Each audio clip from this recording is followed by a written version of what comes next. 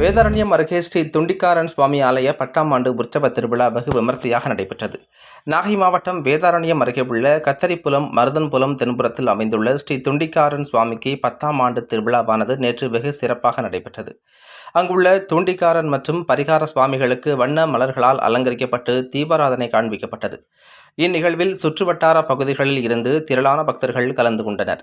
பின்னர் பக்தர்கள் சுவாமிக்கு மாவிளக்கு போடுதல், முடி இறக்குதல் உள்ளிட்ட தாங்கள் வேண்டிய நேர்த்திக்கடன் செலுத்தி சுவாமியை வழிபாடு செய்தனர். அங்கு சிறார்கள் பங்கேற்ற கோலாட்ட கலை நிகழ்ச்சிகள் நடைபெற்றது. கோவிலில் வண்ணமயமான வான வேடிக்கை நிகழ்ச்சிகளும் மாபெரும் சிறப்பு கலை நிகழ்ச்சிகளும் நடைபெற்றது. பக்தர்களுக்கு அறுசுவை அன்னதானம் வழங்கப்பட்டது. கோவில் நிகழ்ச்சியினை ஆலய நிர்வாக விழா குழுவினர் மற்றும் கிராமவாசிகள் ஏற்பாடு செய்திருந்தனர்.